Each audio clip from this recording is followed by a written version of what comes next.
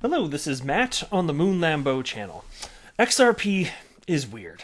But you know what? Sometimes it's good to be weird, because in this case, being weird means that if you're XRP, you're super fast, you're cheap to transact, and you don't use much energy. Compare that to proof of work, utilized by Bitcoin and many other very popular blockchains. There is no comparison. Now, here's a piece written by David Schwartz. That's Ripple's CTO, co-creator of the XRP ledger, and it's now part of Ripple's Insights blog series. It's titled Beyond Proof of Work, the XRPL Consensus Solution. And this is enlightening. I say this like almost every time that I cover something from David Schwartz, whether it's a video or some awesome Twitter thread or something that he writes up for this blog series or Blockstars, whatever it is.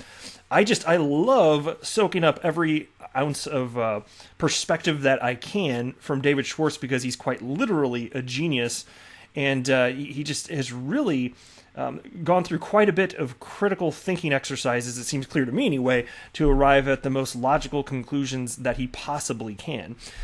And he's just obviously a wealth of knowledge. I did find one thing in this piece, though, and I think this could be a little bit fun, because I rarely disagree with him, but I found something where I happen to have a different opinion.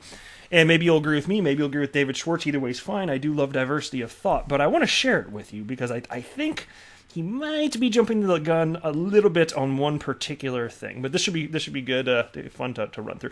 Before we go any further, if you would please delicately tap the like button. I would definitely appreciate the support, because if you do, it will simply tell the YouTube machine that it's Moon Lambo content. It's okay. You've seen worse, perhaps. And as a result, the YouTube machine will then perhaps recommend it to more individuals out there, which I would appreciate. And also, if you agree that XRP is weird and that's not a bad thing, go ahead and subscribe to the Moon Lambo channel to join the echo chamber. How was that echo on that one? Did I do good?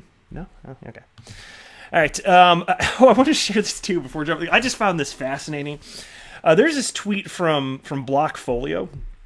I'm sure many of you are familiar with it, because you check your Blockfolio apps probably 11 billion times per day, especially when there's a lot of hot action going on in the market. And take a look at this. Here's the tweet. The first mention of Bitcoin, quote, going to the moon, its price was 11 cents. And so they had this little screen grab from what I believe is just a really old Bitcoin forum. If it's the one I'm thinking of, it's certainly still active. It looks like it has the same format, but all this stuff looks samey. But here you go. September 27th, 2010. Check this out. Bitcoin was 11 cents, and this is the first time where you got if they're right, this is the first usage of saying a crypto is going to go to the moon, which ultimately, and more importantly, would lead to me having my stupid name. It was Win Moon. The Lambo part came later, but Win Moon. The origin's right here, man. This is part of the Moon Lambo story now. But anyway, here's what the post says. Again, September 27th, 2010, Bitcoin's at 11 cents. I say, hopefully he does it. And the sooner the better. That way, we can all pick up lots of Bitcoins very, very cheap. Yeah, back then, 11 cents apparently wasn't cheap. It's all about perspective and timelines, man. With a maximum of only 21 million in circulation, no one will ever be able to do a helicopter bin. Either Bitcoins are going to catch on and their value is going to skyrocket to the moon, or they will wither on the vine. Somebody artificially holding, buying, or selling Bitcoins won't be able to manipulate their value in the long term. That's all true, obviously, and here it is a decade later. And do you think it's reasonable to apply the same to XRP? Because, look, I don't have a financial background. I'm not offering financial advice. Don't buy or sell anything because of anything I say or write. But I will share with you that I believe XRP will be worth substantially more in the future than it is today. And it's just, I kind of do feel like either this is going to take off in like a monstrous way, or probably goes to nothing. Kind of like how they were talking about Bitcoin back in the day. And now it's, to this point, certainly more proven. It's been tested quite a bit over the past decade. And I still have concerns about it, which I'm going to articulate in this video also. But there you go. So, origins of Wind Moon, which sounds stupid, but I like it. It's funny. All right, into this piece that David Schwartz wrote. With the digital currency revolution continuing to gather pace, the debate between advocates of proof of work and newer agreement algorithms rages on. Beyond the rhetoric, the evolution of the consensus approach continues to make steady progress that, due to design limitations, Transactionally focused proof-of-work networks find it difficult to match. As the only enterprise blockchain company today with payment products in commercial use, Ripple has found that the digital asset XRP enables its users to rapidly and inexpensively source liquidity, while also offering greater scalability than any other digital asset. The XRP ledger has a fundamentally different design from proof-of-work based blockchains like Bitcoin and Ethereum. The consensus validation system XRP ledger uses follows an anti-robustness principle that elevates reliability. This provides the system with a built-in safety mechanism. When safe forward progress is not clearly possible, the XRP ledger does not make forward progress. And so part of the reason that he's writing about what he's writing about, I believe, has to do with something which I did cover on the channel recently, which is we just recently found out that the XRP ledger actually halted for roughly 52 minutes on, I believe it was November 13th, maybe the 14th of 2018. Didn't make the news, kind of went unnoticed by almost everyone, but the ledger actually did halt. And so, and you'll see as I cover this further, there is a solution to this that is going into testing and may go into production in the future if participants, validators vote it into place here. Anyway, the piece continues. Despite the existence of the consensus validation-enabled safety break, XRP Ledger has demonstrated a reliability rate of more than 99.999% since it began operation more than 58 million ledgers ago. XRP Ledger's history of closing a ledger roughly every 5 seconds attests to this consistency. So think about that. It has been live in production for damn near 8 years at this point, XRP has, and it's had 52 minutes of downtime. Oh my God, throw the whole thing away. It's trash. Clearly, oh my God, it's horrendous. Some people do think it's horrendous, and fair enough, we can all have our own opinions. I don't think it's the end of the world, and I think that as the XRP Ledger continues to be adopted, even that, to a certain degree, is going to prevent, or make it less likely, certainly, maybe that's a better way to word it, less likely that you would have a halt ever again. But even outside of that, as you'll see in just a moment, there are other fixes potentially as well. Now, the secret sauce of public blockchains like Bitcoin is that every participant can confirm that every transaction complies with all system rules. As a result, system state is public. Transactions are public, and everyone knows which transactions are valid and which aren't. With such a system, validators aren't needed to tell anyone else which transactions are valid or what transactions do. The validity of each transaction is already available to every participant. Then he has this little subheading here titled, Using Consensus to Defeat Double Spending and Unintentional Forking. Consensus, as it applies to the validation method utilized by XRP Ledger, refers to the need to solve the double spend problem. This problem occurs when there are two or more equally good ways to make forward progress. Consensus ensures dishonest participants can't trick honest participants into disagreeing over system state.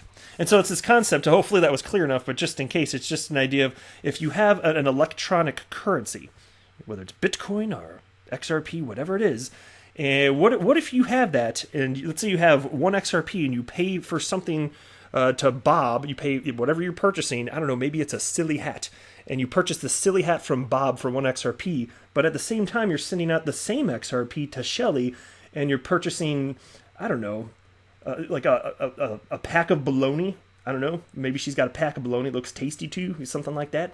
Well, what if you're sending out both of those at the exact same time? Maybe, now it's good for you because then you'd have the silly hat and the pack of bologna. But not good because who's going to trust a system that would allow for something like that? And so that was what proof of work Bitcoin mining. That is what it solved. It solved for that problem in a cryptographically secure and verifiable way. And XRP does it differently, but that's what we're talking about here when it comes to double spend. Anyway, the piece continues. In such a system, the primary role of validators is to allow honest participants to agree on a way forward when two or more equally good ways to make forward progress exist. This approach thwarts attempt attempts to double spend by preventing participants from being tricked by malicious parties into expecting the same funds to be delivered to two different destinations. Public blockchains have no central authorities that can dictate system rules. Every participant can choose whatever rules they want. However, participants who do not agree on system rules won't be able to interoperate with each other. This creates complexity and risk when system rules are changed. And it comes down to this. When it comes to any sort of validator on the XRP ledger, like, here's the thing. Technologically speaking, I'm just going to dumb it down as best I can because I'm better at that, because I don't have some sort of tech background, and so I actually honestly just do the best I can to read all the gobbledygook and interpret it in a way that sounds like everyday human speak. But more or less, it comes down to actors that are not acting in good faith within the XRP ledger system. You can just ignore them. You can stop back. It's the same reason when people are like, well, a couple decades ago, how are people going to buy stuff online? How are you even going to trust anyone? Like, how could a system like even eBay work or Amazon? Well, you end up, the answer is you have a reputation online. You actually do. And so, yeah, you maybe could trick one or two or three people or however many, but eventually the rest of the people on the webernets, they're going to find it out, and then you're no longer trusted. And so it works itself out, right? But anyway, XRP Ledger's consensus scheme using validators provides a cheap, reliable, decentralized, fast solution to the double spend problem.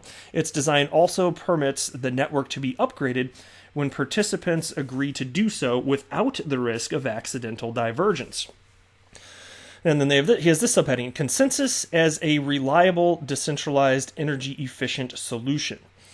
And this is the part where I feel a little bit differently. While proof of work with the massive electrical usage and transaction cost inefficiencies the approach entails has proven to be a technological dead end, other consensus algorithms continue to innovate to provide better decentralization at lower cost and lower risk. So this is the part where I'm and maybe if I picked his brain, maybe I'd find I don't disagree with him as much, but here's my thought. When he wrote technological dead end, undeniably, look, XRP is superior to Bitcoin technologically. It's not even close. It's not even freaking close. And so we've all been harsh on Bitcoin for so many legitimate reasons. It certainly failed as a peer-to-peer cash system, which is what Satoshi Nakamoto originally envisioned it being used for. And then you have this argument of store of value, and I have critiques about that as well, including because I feel like if something is going to be a store of value for the long haul, then it must be providing actual value in some sort of way, other than it can't just be something that people are throwing their money in, because then you get into something like tulip mania. Well, why does that deserve to have any sort of staying power? And of course, Tulip Mania, it was a huge bubble and it popped.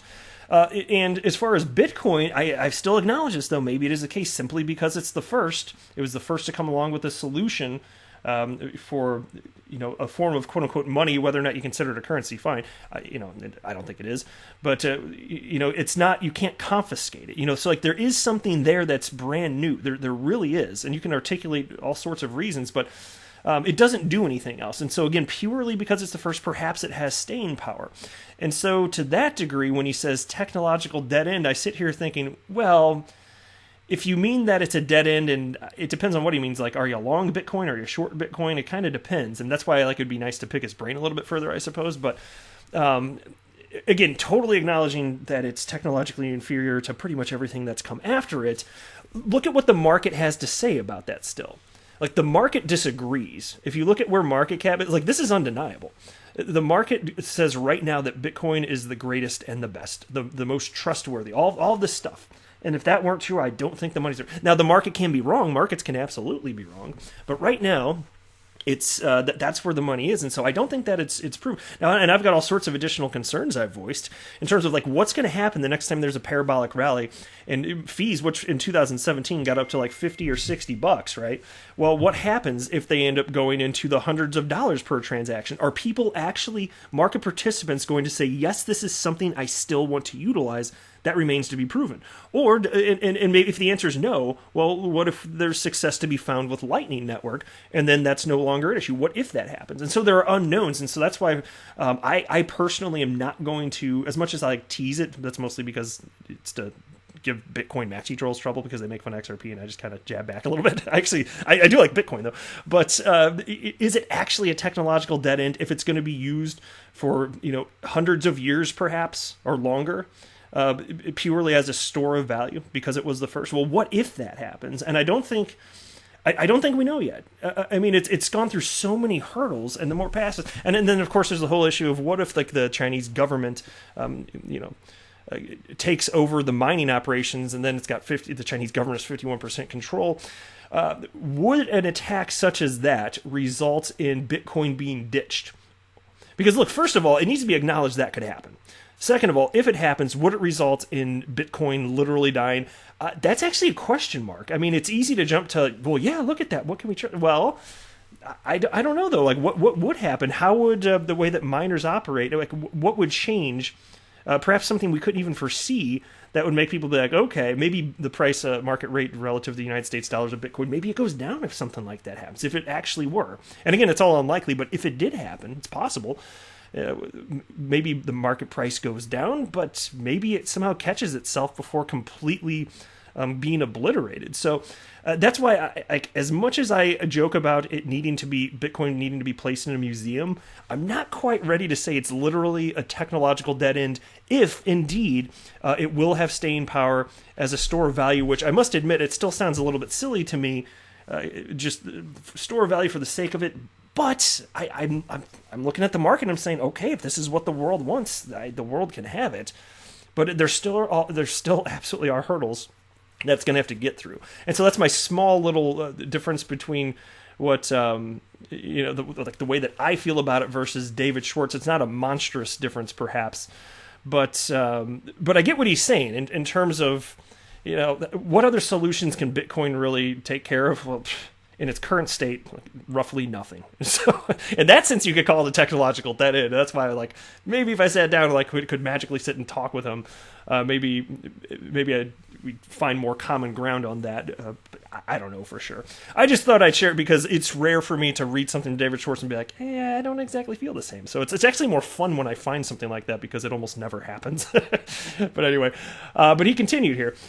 Development continues on XRP Ledger's consensus algorithm to improve resilience. In this regard, the recently introduced negative UNL feature is set to dramatically improve XRP Ledger's ability to tolerate validator outages while still making reliable forward progress. And this is where we're getting to a response to what happened. And you might think, well, okay, that happened in November 2018. Why are we talking about it now? Well, it just came to David's attention very recently. I covered in my video that this is actually functionally what happened. And David, remember there's some sort of issue on that timeline, but it looks like it was dug into a little bit further, and additional action seems to be being taken by Ripple effectively here.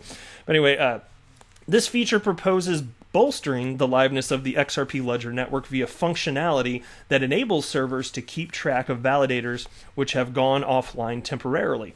Armed with this information, servers can adjust quorum calculations to reflect the offline validators. Because a validator going offline for a short period of time is not necessarily a sign of unreliability, negative UNL helps UNL publishers deal with scenarios where a validator is not down long enough to trigger removal from the UNL while still reflecting its offline status to ensure the network can make forward progress. That sounds like an awesome fix.